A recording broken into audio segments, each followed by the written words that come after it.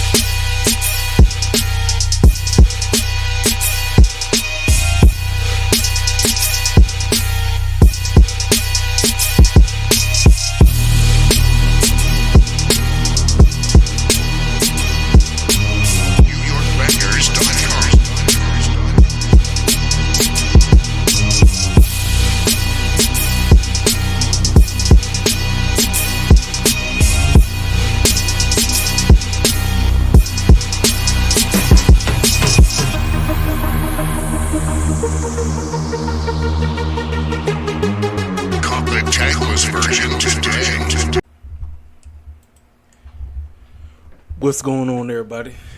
Late review because I was too busy watching everybody else talk about theirs. I was here live to watch the show, and I just have to say, even though when you look at this card, you think, oh, this is probably another one of the mid-card shows, I just don't understand. I don't get him. I do not get this guy. I don't get him. I call him Dak Prescott because he's so inconsistent. You know how Dak Prescott is a pretty good quarterback, but the reason why Dak Prescott could never reach the full potential that he could potentially get to is because he's very inconsistent. 1 minute he'll give you a good game, then the next couple of games he's doing nothing but throwing interceptions all day. That's the best way to describe Tony Khan. Last week, Dynamite was garbage. This week, TK said, I'm about to show you why this is the 200th episode of AEW Dynamite. Ladies and gentlemen, we are 3.5, because it's still 4 weeks, but because we're in the middle of the week. Once Saturday is done, we will literally be 3 weeks away from All In and 4 weeks away from All Out. We got our first matchup made tonight. I mean, man, so much came off of this show. We're going to break down everything. I say the 2 matches that I really didn't give a care about. However, everything that happened at the end was great. This matchup right here, you already know what you're going to get. My man's finally won. This matchup was about the storyline between him and his boys right here. I mean, once again, you know he going to do what he got to do. I'm going to be honest with you. This was a good match, but you could have kept this on Ring of Honor. I'm serious. You could have kept this on Ring of Honor. If it was going to lead to something, cool, but it didn't lead to nothing. This was just basically showcasing how good. We know how good Aussie Open is, and we know how good Vikingo and Commander is. I mean, this is a Ring of Honor tag team title match. It's Ring of Honor tag team titles, yet you're having it on Dynamite. You know what I mean? And the main event. Wait till we get here. We're going to break down this. Congratulations, Miss Sheeta. I'm going to talk about this. RVD pulled up. We got a lot to discuss. Oh, and the cinema. Man, they really are trying to turn Swerve into a serious, devious Evil. I mean, that's what they're trying to turn into. They're trying to turn into an evil clown for real. Evil, evil, evil. We're going to break down all of everything that happened on this show. And first and foremost, before we even start this broadcast, I want to take the time to thank my boys, Cleve, my main man, Mr. Joe. Brothers, I appreciate y'all inviting me back on to the doggone podcast. Cleveland, we had a good time talking about Survivor Series. Oh my goodness, I'm sorry, y'all. SummerSlam. We described and we talked about all the matches. We talked about what we think is going to happen, who we think is eventually going to pull up. If y'all got Spotify, if you guys have iTunes, don't forget to check out the streaming when it drops. Like I said, normally they usually put it up like a day later. The fellas are going to SummerSlam, so they will be there. They will be live in attendance. So, like I say, make sure you hit it. Like I said, I thought we did a pretty good job. But I was on their show, fellas. I appreciate y'all. Thank y'all again for having me on the show. Let's go ahead and break down this doggone television show called AEW Dynamite, celebrating 200 episodes. That is crazy.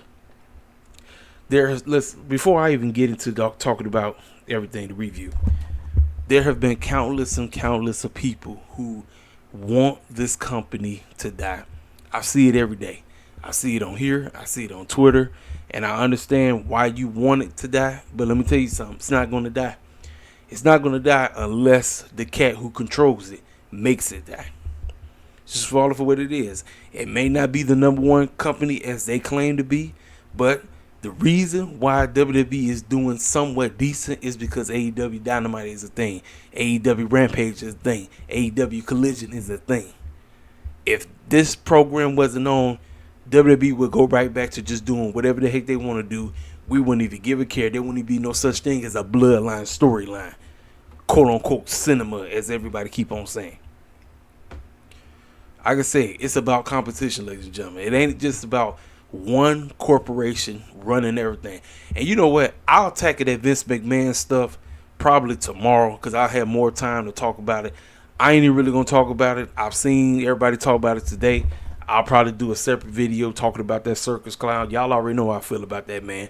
Him and all the, what it was, Warren and the feds. Listen, I'll talk about that circus clown when I get the opportunity to talk about him. I should talk about him, but I'm not finna waste my time talking about him. We are going to talk about the 200th episode of AEW Dynamite.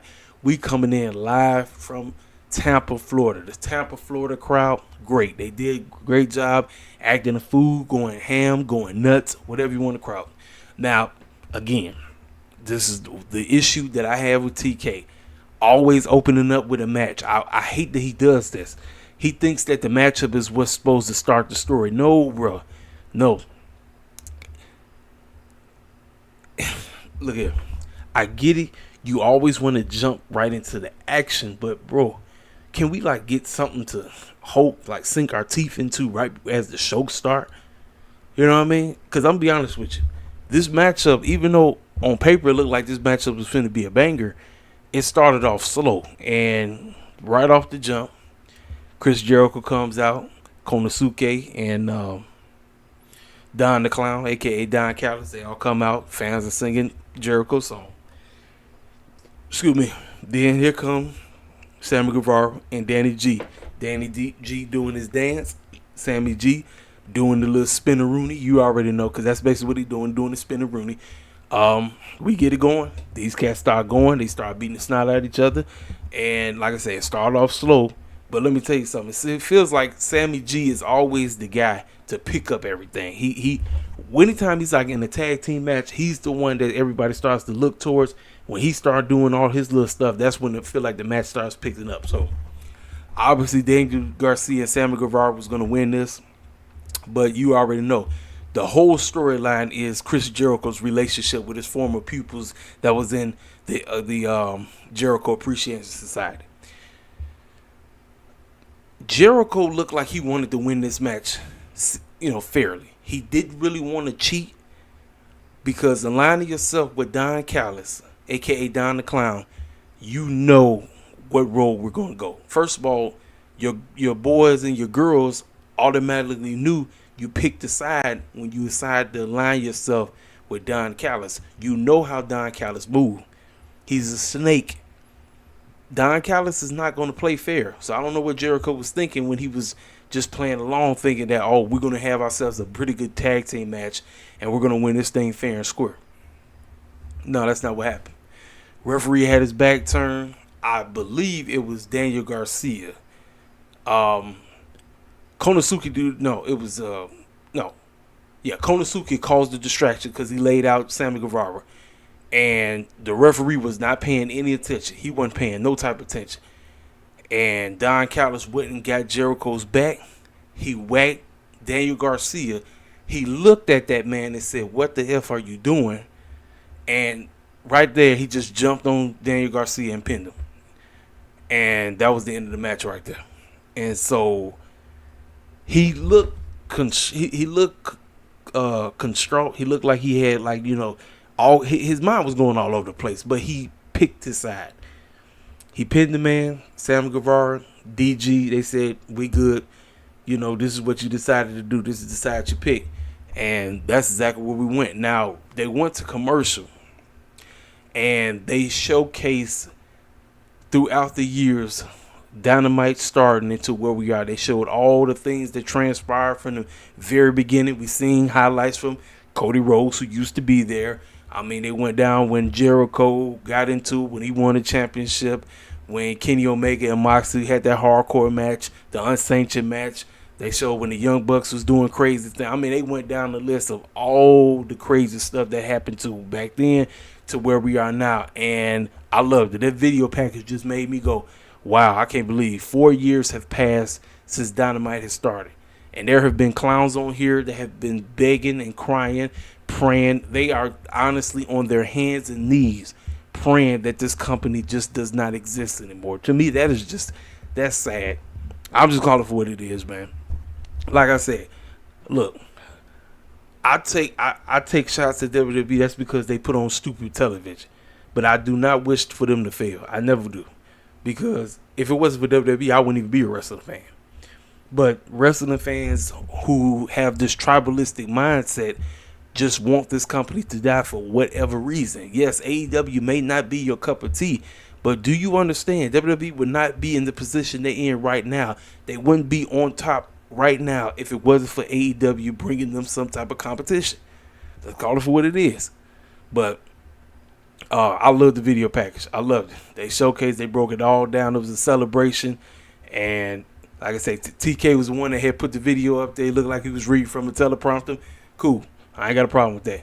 So Renee catches up with Jericho, and she wants to get a word from him on what he felt about that situation that just happened out in the ring. Daddy Magic ran up to that man and said, next week we are going to have a mandatory Jericho Appreciation Society meeting next week. Now, if I'm TK and them, I'm kicking the show off with this right here. This is what I'm kicking the show off with right here. Because there's story progression, and Jericho had that look on his face as if he really don't even want to be there. And I say, look, let me tell you something about Jericho. Jericho may not have the best matches like he used to, but let me tell you something. He does know how to get people interested in what's going on with something. He knows how to do it, and I got to give him nothing but props. The fact he had Daddy Magic Mac come up to him and tell him we are going to have a mandatory Jericho Appreciation Society meeting next week. I say, TK, if we not opening up the show with this, I don't know what we're doing. This is what you need to open up your show with. If you don't open up the show with this, I will open up the show with Sheeta having a celebration or whatever she planned on doing next week. That's what we're doing. It's either one of them. Do not open the show with a freaking match. You don't have to always open up with a match every week. We got something that we can hold our teeth on going into Dynamite next week. I would do this. I would open up the show with this segment right here, right before we jump into a matchup. So we can know it's always, I tell you every day, the reason when wrestling TV makes the more sense is when there is story progression. Story progression is what carries wrestling TV. It's not the 15 billion spot fest matches that you decide to have. I love that stuff. I like that. I love all the styles of wrestling. I'm the old school guy. I'm a grappler guy. I'm a spot monkey fest guy. I like the hardcore stuff. I like all that junk.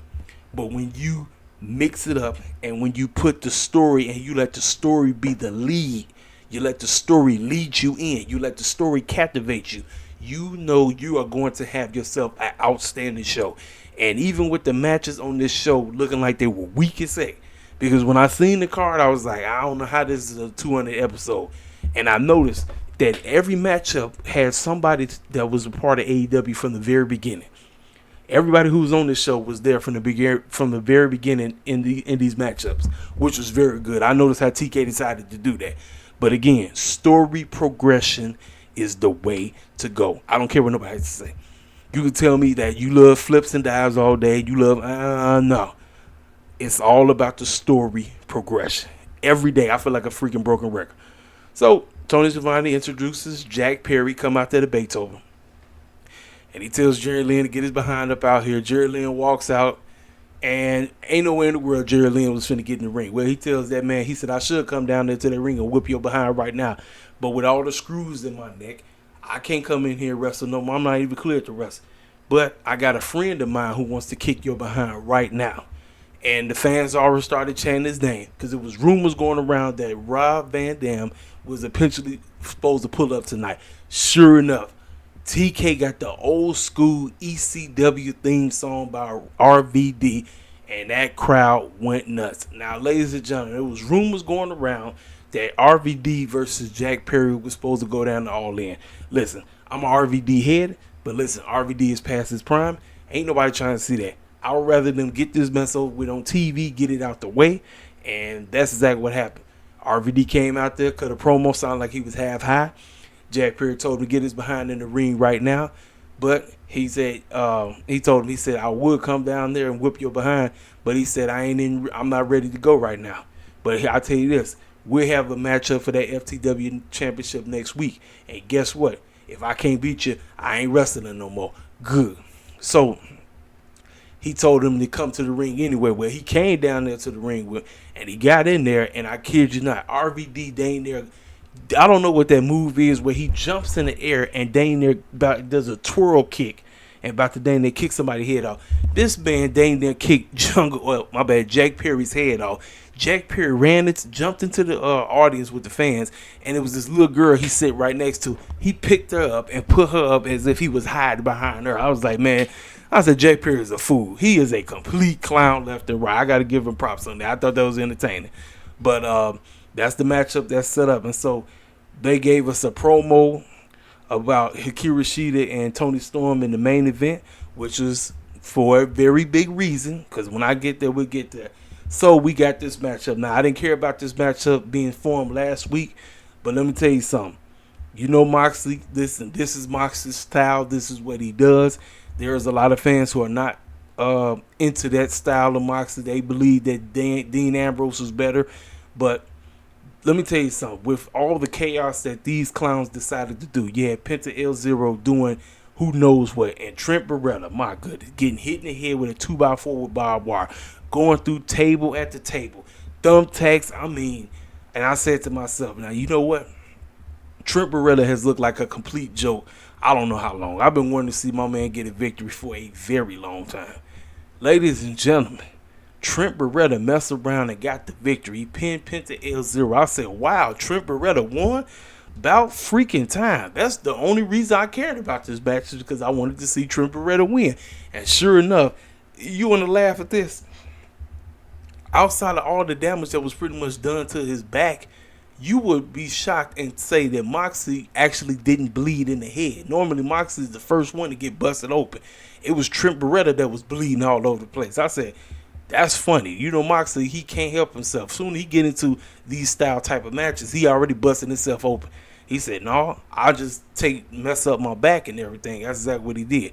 So after the matchup, Chucky T and the rest of the BCC and OC came out there. It became this dumb man brawl. They started to beat the brakes off each other and everything.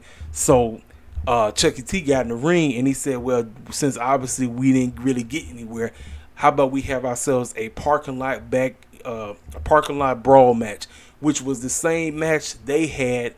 Talk about Chucky T and Trent Beretta with who? Proud and Powerful, Santana and Ortiz, which is very funny how they recently talked about Santana on his way back. They actually put them back together. Don't know when they actually gonna make their re-debut, but It's very funny that they actually mention that. You know what I'm saying? But they're gonna have a backyard or backstage parking lot brawl matchup, and it's gonna be on Rampage between Moxley and Claudio. Um, it is what it is, but I'm telling you right now, for the Moxley heads out here who are crying that he has been losing like crazy, ladies and gentlemen, Moxley has full control of his character and when he decides to lose and when he decides to win. He's been putting the world over, ladies and gentlemen, but I think he's next in line to win the International Championship. I would have put it on the man who I'm about to talk. I believe I'm going to talk about him next because of the video package that we got, but which is Swerve. But obviously, that's the route they look like they get ready to go. It's going to be Moxley versus OC. Probably is not an all in. More than likely, it's probably going to be an all out. But it is what it is on that. I thought the matchup wasn't that bad. I mean, Chaos fans was going nuts. They was eating the stuff up. I mean, heck, when he brought the doggone thumbtacks out, what did they say? You sick F. I mean, that's all they know. But like I said, Cass was going through tables. Cass was going, I mean, just insane. Insane to the membrane. So just talked about that. So we got, let's see, before we talked about it. Yeah, we talked about it. Yeah, so next, the matchup is for the FTW Championship next week. And if he can't beat him, he has no career. Talk about RVD. Now, we got, more than likely, most fans, this is probably going to be their favorite part of the show. We got MJF coming to the ring, and he is already emotional. And he talked about how he grew up with attention deficit disorder. Fans started an ADD chant. Then he said he has rejection sensitive disorder, decipherer is another one. And he just basically went on talking about how he used to get bullied. Cats would be throwing quarters at him because he was the Jew and all of that. And, you know, just getting fans to get behind him. He said he was a scumbag. The man got, I'm a scumbag chant. They would say, you're a scumbag. He's a scumbag. I mean, listen, the fans eat up everything the boy say.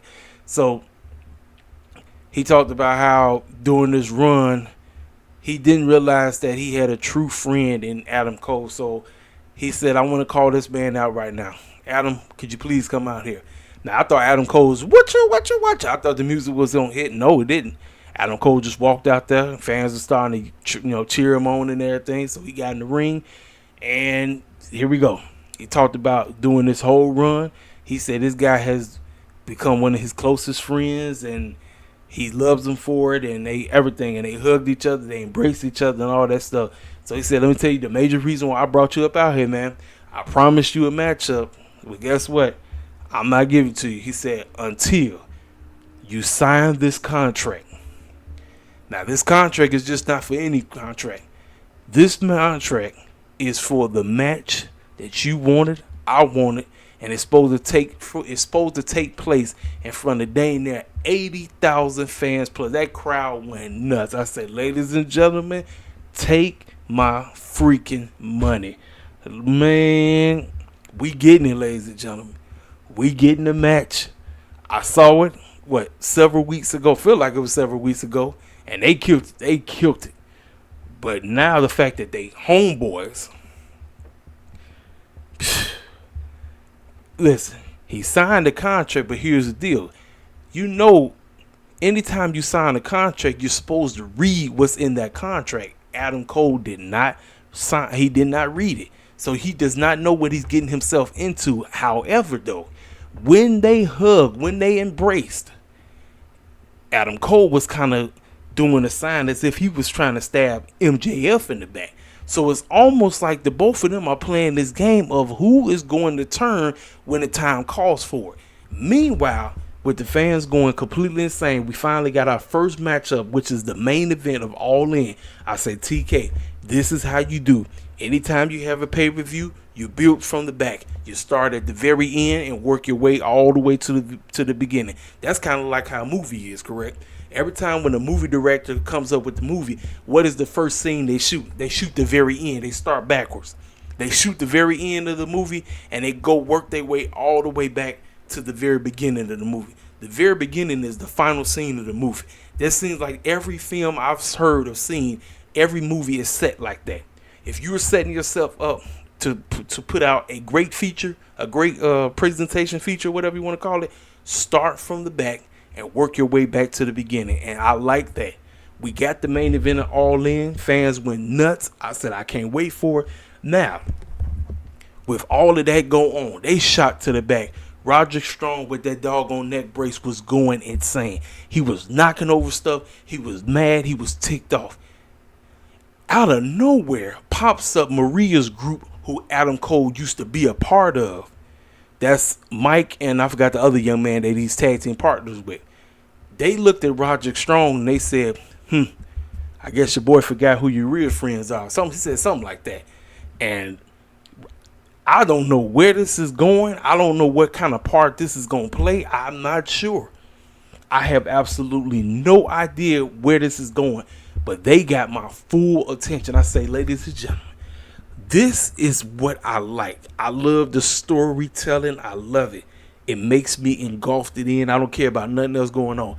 Give me a freaking story and you got my full attention. You got my full attention, and I loved every moment of it. It's the subtle teasers of everything that's going to transpire. Adam Cole and MJF are still tight, quote unquote, and Roger Strong, who's completely angry, completely mad. Then you got Adam Cole's old school trios partners coming out of nowhere, telling Roger Strong, yeah, your boy forgot who his real friends are, something like that. I'm like, bro, look here. We don't know how this is going to go. I don't know. I have no clue. But ladies and gentlemen, we got 3 weeks. We got 3 weeks. 3 weeks, because this week to me is pretty much halfway done. 3 more episodes of Dynamite. 3 more, ladies and gentlemen. But I love it. I loved every moment of it. This is fantastic. Fan-flipping-tastic. So, we got this crazy clown man match. Didn't really care nothing about it, but obviously this was to get the Elite on TV, who, by the way, like I said earlier, re-signed back with AEW. They went against Jay Lethal, Jeff Jarrett, and Satnam Singh. Again, this matchup was all over the place.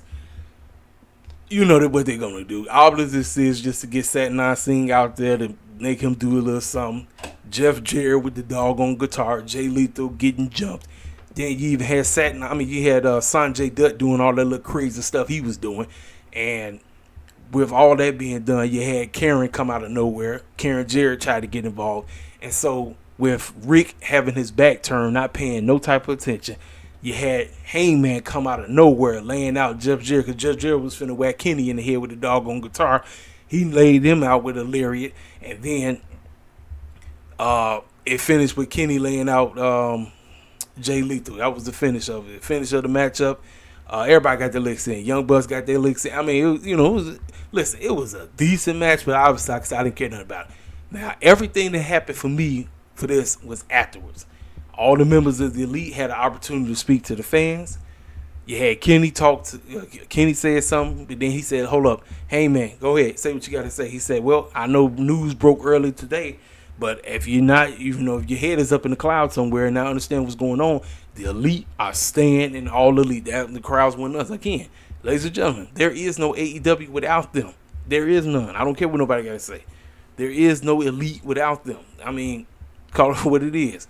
So then Kenny got on mic and he said, it's kind of funny that we've been on TV for 4 years now, and episode 200, and he said we'll be here for another quote unquote 200. We'll be here for whatever number we're gonna be here for. But before we go, I just like to say you get to see us on Dynamite, you get to see us on Rampage, and heck, who knows, you might even see us on quote unquote Collision. Kenny didn't say that for no reason, ladies and gentlemen. He didn't say that for no reason. Listen, we are on the way to where we want to go. I just don't know if we're doing it right now. We still got 3 weeks to tell the story. Don't know if TK want to tell the story right now. I'm not sure exactly which way they're going. But Kenny didn't mention Collision for no reason. And it's funny, as soon after he said that, they cut to commercial and they showcase why CM Punk is the quote-unquote real champion. And I didn't really talk about this in my Collision review last week, but the X that he put over the E was basically telling you X out the who? The Elite. I said that was just an X marks the spot, talking about we on the new quote-unquote X Corp. No, that just wasn't the X Corp. That was the direct shot of Kenny, Hangman, and the Bucks. I loved it. And they showed him back in the day. He said this goes all the way back to 1997. Listen, I'm loving it, man. I love the video package. I love it. Excellent.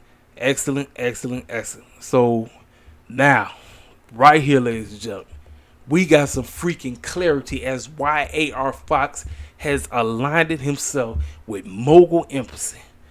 That man said, yeah, D, I know we were supposed to be so-called close, right? But the moment I signed, he said, bro, I ain't heard from you in 5 years. Yeah, I took you in, but bro, you ain't called me back. Even when I signed with the company, you didn't give me a call. You didn't congratulate me or nothing like that. But you know what? I came and I got down with Shane Strickland because I know this the man. I got his word. Family is bond. Word is bond. We're going to stick together. Man, listen. They said, all right, so guess what we finna do? We finna go and mess with your main boy, Nick Wayne, at his house. Man, listen, they rolled up in there like some straight goons. Listen, this was grimy. Listen, AEW know how to get grimy, but they just went straight grimy to the hood with it. This was some hood grimy type of stuff. Real talk. This was some, like, you watching one of them movies off of what's the goofy app that everybody be talking about? It's one of them clown apps where they be showing all them hood movies and stuff. This was a scene from one of them hood grimy movies. They went in there. Nick Wayne was like, "What y'all clowns doing here?" And then he had I don't know who the Asian cat was that was his sparring partner, but they said, "No, we in here, we finna mess with you." Like I said, you think you running the show, you ain't running nothing. And then he took Wayne's his dad's picture, messed that thing up. They laid out the Angel Cat, and man, I'm telling you, Fox and Strickland beat Nick Wayne up so bad. This boy was bleeding buckets. It looked like something out of straight like a horror scene. I mean, grimy. Listen, I saw this. I literally felt bad for Nick Wayne. I felt bad for him. And I said, ladies and gentlemen, listen, if you want to go this route, if you want to get grimy with this man, since MJF is quote unquote turned into a babyface right now, and you need a top heel, Strickland is your guy. And Fox, you know what I said, what I always say? I say, when you don't know how to book Negroes, just throw them together. Let me tell you something. This is a great pairing. Because see, now we got some realization or some understanding as to why AR Fox did what he did. He said Darby Allin was on some bull jive. Yeah, he's talking about, could you give this man a matchup, OC? Well, look, bro. Look, I'm in the company that you work for. Yeah, I took your behind in, but you ain't called me in 5. You ain't hit me up in 5 years. What kind of foolishness is that? We work together, and you want to talk about some, everything is good because you took me in. I'm like, bro, what is that? Listen, grimy. This some grimy type of stuff right here. Grimy. I don't even never say anything like that when it's concerning AEW. This was some grimy type of stuff. I mean, they had that man bleeding like it was nothing. I said, ladies and gentlemen, you know where this is going. Y'all do know where this is going. I'm telling you right now. You know where this is going. So, one grimy man scene. They beat that man like he stole something. I mean, it was deadly. That's what it was a deadly type of scene. Deadly. And they even called him. That's right. They called Darby. Darby said, what the heck y'all fools doing? He said, you better get out of there. What you doing? Listen. Man, the whole scene was grimy. It was straight out of some type of like mercenary movie or something. And they played their roles perfectly. Grimy. So now we get to this matchup. I mean, it was a decent tag team match. Aussie Open, Kyle Fletcher and Mark Dunkzilla Davis, who is currently out the Ring of Honor tag team champions, versus Vikingo and Commander. I'm going to be 100% with y'all. Good tag team match, but you could have saved this for doggone Ring of Honor. You did not have to have this on no freaking Dynamite. This had absolutely nothing. This did nothing for the show. I mean, yes, it was a good match, but again, random matches that don't add up to nothing is pointless. If these two are not going to be on the doggone pay-per-view coming forward, what's the whole point of this matchup even happening? I could understand if this was going to lead to something. It didn't lead to nothing. It was just, listen, we know these cats are good. Kyle Fletcher is good. Mark is good. Vikingo is good. The Commander's good. Yes, match was good. It was a good tag team match, but it led to nothing. See, now this is the crap that I don't like about TK. This random got to put 15 billion matches on the show that don't go anywhere. I would prefer story build up. Like I said, you listen. We understand this. You want people to see the Ring of Honor show, but TK, you the one to put it on the app that don't nobody watch. It's your fault, bro. You bit off more than you can chew. Okay, but like I said, man, it is what it is. Like I said, I watched the match, but I already knew it wasn't going nowhere because you knew what it was gonna be. Like I said, this was Spot Fest, Monkey Fest, like crazy. Spot Monkey Fest like crazy. I'm serious, man. But obviously, you knew they weren't losing those tag team titles. So again, they showcase what's the main event for Collision. And obviously, they're going to be going head-to-head with SummerSlam, or as I call it, Summer Joke, which I'm watching Summer Joke first. I'm not watching Collision live. I'm taping Collision. So soon as Survivor Series, soon as Summer Joke is done, I'm tuning into Collision, and I will be back here to give a full SummerSlam / Collision review. So it's going to be one dumb man review, kind of like how I did with Slammiversary. We get to the main event, ladies and gentlemen. Hikaru Shida versus Toni Storm for the AEW Women's World Championship. Now, there was a lot of speculation that Toni was going to retain. Obviously, Shida wasn't winning because for so many different reasons. Ladies and gentlemen, I'm not even really going to spend too much on this because you know how good Toni Storm is and you know how good Shida is. Now, Ruby and Saraya were pretty much out there just basically saying Shida was cheating when they the main ones that was out there cheating. And boy, did they try to cheat. They got the hair spray or the spray of the dye spray, whatever it's called. The hair dye. They got that spray out. And then there was one scene where they gave Shida the Kindle stick. They was going to try to use it, but Paul was looking right at him. And so Shida picked up the Kindle stick, but then she knew that Paul's eyeballs was on her. So what they say, unprotected chair shots to the head. What you think unprotected Kindle stick shots to the head are? Ruby got hit in the head.